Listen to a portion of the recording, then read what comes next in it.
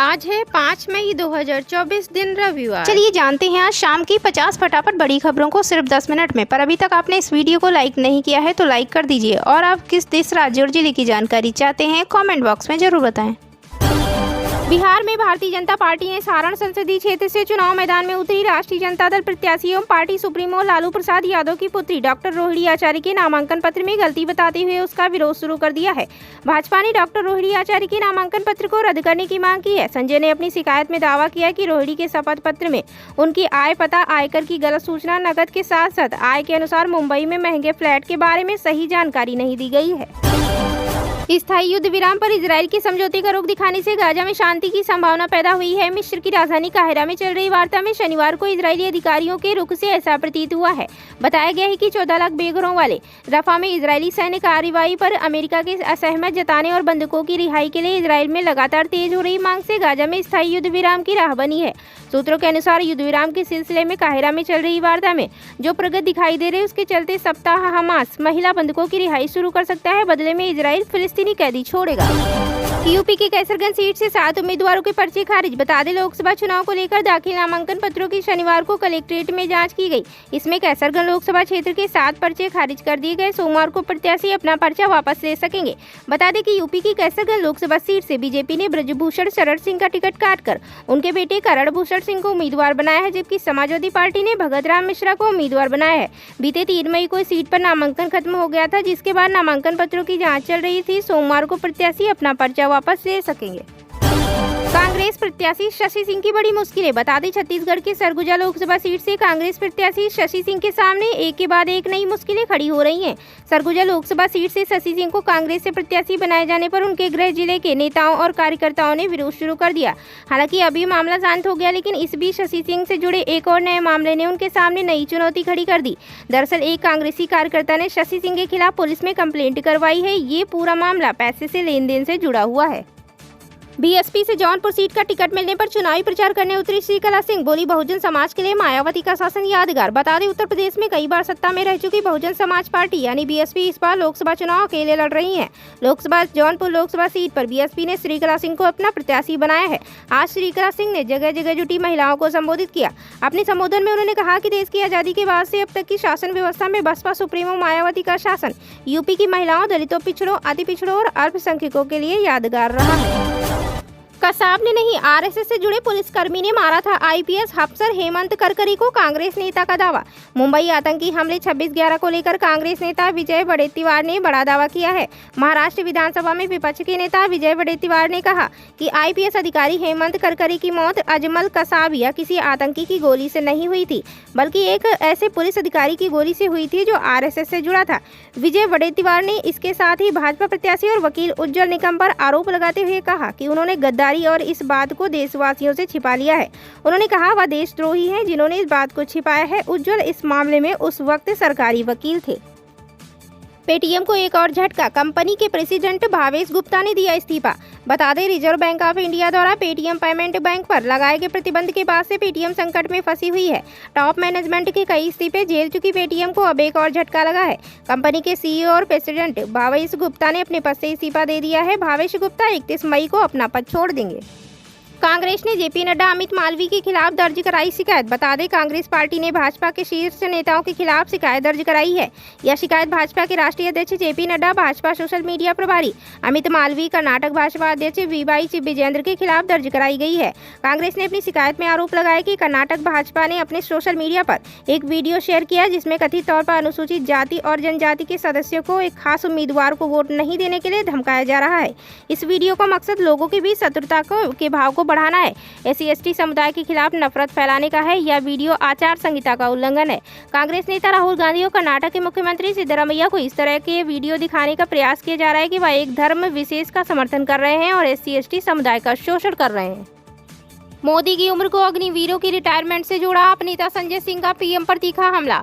बता दें, आम आदमी पार्टी के नेता संजय सिंह ने प्रधानमंत्री मोदी पर तीखा हमला बोला है। उन्होंने केंद्र सरकार की अग्निपथ योजना की निंदा करते हुए पीएम के उम्र को अग्निवीरों के रिटायरमेंट से जोड़कर तंज कसा है। संजय सिंह ने कहा कि पीएम मोदी 73 साल की उम्र में तीसरा कार्यकाल चाहते हैं और एक जवान को 21 साल की उम्र में रिटायर कर दिया जा रहा है। आम आदमी पार्टी के राज्यसभा सदस्य ने केंद्रीय गृह मंत्री अमित शाह पर भी कटाक्ष किया। सिंह ने अमित शाह से सवाल किया कि उनका बेटा बीसीसीआई में सचिव का पद संभाल रहा है, क्या उन्हें बल्ला पकड़ना भी आता है। सादिक खान तीसरी बार बने लंदन के मेयर, रच दिया इतिहास। ब्रिटिश मीडिया का दावा। लंदन के मेयर के तौर पर लेबर पार्टी की ओर से लगातार तीसरी बार सादिक खान चुने गए हैं। बीबीसी समेत कई ब्रिटिश मीडिया संस्थानों ने सादिक खान की जीत का दावा किया है। शनिवार यानी 4 मई को हुई मतगणना में पाकिस्तानी मूल के सादिक लगातार आगे चल रहे थे। 53 वर्षीय लेबर पार्टी के नेता सादिक खान पाकिस्तानी मूल के हैं। पेशे से वकील सादिक खान ने सिटी हॉल में तीसरी बार कंजर्वेटिव प्रतिद्वंदी सुसान हाल को शिकस्त दी है। अब वह इस पद पर सबसे लंबे समय तक रहने वाले पूर्ववर्ती बोरिस जॉनसन से आगे निकल गए हैं। आकाश आनंद पर मुकदमे के बाद मायावती का बड़ा फैसला। यूपी में रद्द किए भतीजे के सभी चुनावी कार्यक्रम। बसपा के राष्ट्रीय कोऑर्डिनेटर आकाश आनंद पर दर्ज किए गए मुकदमे के बाद मायावती ने बड़ा फैसला लिया है। मायावती ने यूपी में होने वाले भतीजे के सभी चुनावी कार्यक्रमों को रद्द कर दिया है। बताया जा रहा है कि सीतापुर में एफआईआर होने के बाद उच्च स्तर पर यह फैसला लिया गया है। अब उनका कार्यक्रम बाद में तय होगा। कोऑर्डिनेटरों को भी कार्यक्रम लेने से रोक दिया गया है। यह बताया जा रहा है कि दक्षिण के राज्यों में उनका चुनावी कार्यक्रम बनाया जा रहा है। इसके लिए राज्यों के प्रभारियों को वहां भेजकर तैयारी तेज करने का निर्देश दिया गया है। बसपा के राष्ट्रीय कोऑर्डिनेटर का 28 अप्रैल को लखीमपुर खीरी, हरदोई और सीतापुर में कार्यक्रम लगा हुआ था। उसी दिन शाम को मोहनलालगंज, लखनऊ और रायबरेली में सभाएं लगी हुई थी। जम्मू कश्मीर में आतंकी हमला, 2 सैन्य वाहनों पर ताबड़तोड़ फायरिंग, एयरफोर्स के 5 जवान घायल। बता दें, जम्मू कश्मीर में आतंकियों ने एयरफोर्स ऑफिसर्स के वाहनों को निशाना बनाकर हमला किया है। शनिवार देर शाम हुए इस हमले पर एयरफोर्स के 5 जवान घायल हो गए, जिनमें 2 की हालत गंभीर है। घायल जवानों को एयरलिफ्ट कर उधमपुर के अस्पताल ले जाया गया है। सूत्रों के मुताबिक आतंकी हमला होने के बाद इलाके में सर्च ऑपरेशन शुरू किया गया है। घटना की जानकारी मिलते ही आर्मी और पुलिस की टीमें भी मौके पर पहुंच गईं। घटना स्थल को घेर लिया गया और आतंकियों को खोजा जा रहा है। कांग्रेस का घोषणा पत्र लागू हो गया तो वित्त मंत्री सीतारमण ने कही बड़ी बात। बता दें, केंद्रीय वित्त मंत्री निर्मला सीतारमण ने शनिवार को कहा कि अगर कांग्रेस का चुनाव घोषणा पत्र लागू हो गया तो वर्तमान में वैश्विक स्तर पर शीर्ष 5 में शामिल भारतीय अर्थव्यवस्था दुर्लभ 5 में आ जाएगी। सीतारमण ने पुणे में चुनिंदा पत्रकारों के साथ बातचीत में दावा किया कि कांग्रेस का चुनावी दस्तावेज मुस्लिम लीग के दस्तावेज जैसा है और भाजपा इस पर सवाल उठाने के लिए बाध्य है। सीतारमण ने यह बात कांग्रेस नेता राहुल गांधी की आर्थिक सर्वेक्षण और समाज का एक्सरे कराने वाली टिप्पणी और भाजपा के इस आरोप की पृष्ठभूमि में आया कि कांग्रेस सत्ता में आने पर धन के पुनर्वितरण की योजना बना रही है। सीतारमण ने कहा, यह सबसे खराब घोषणा पत्र है और यह देश के हित में नहीं है। अखिलेश के रोड शो में शामिल 100 सपाइयों पर एफआईआर दर्ज। मैनपुरी में बवाल केस में पुलिस की कार्रवाई। बता दें, देश में लोकसभा चुनाव 2024 को लेकर सियासी माहौल गर्म है।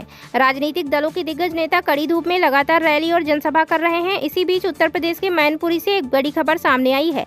अखिलेश यादव के रोड शो में सपाइयों ने जमकर बवाल काटा। इस मामले में पुलिस ने 100 से अधिक सपाइयों पर एफआईआर दर्ज की है।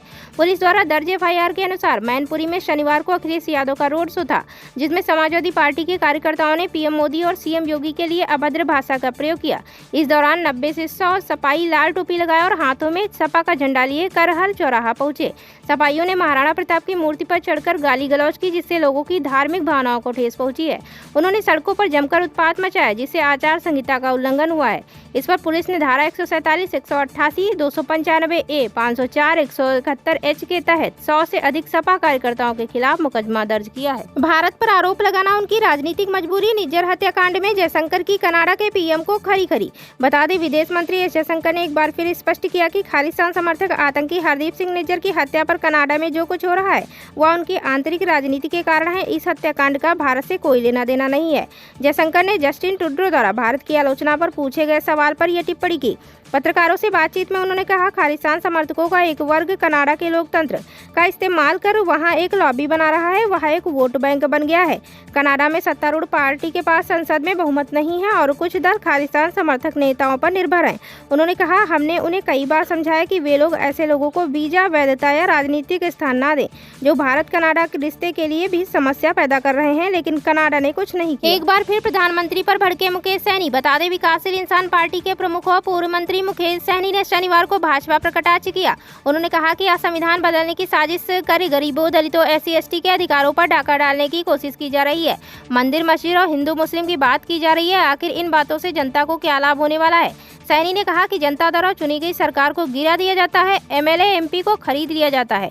यह जनता का अपमान नहीं तो क्या है? उन्होंने कहा कि लोकतंत्र में जनता मालिक है, लेकिन आज प्रधानमंत्री नरेंद्र मोदी स्वयं को मालिक समझ रहे हैं। बता दें कि विकासशील इंसान पार्टी के और बिहार सरकार में मंत्री रहे मुकेश सहनी की Y+ सुरक्षा वापस ले ली गई है। वह चुनावी रैली कर सिवान से हेलीकॉप्टर से सीतामढ़ी के बीच जब हवा में थे, उसी समय उनकी सुरक्षा वापस लेने का आदेश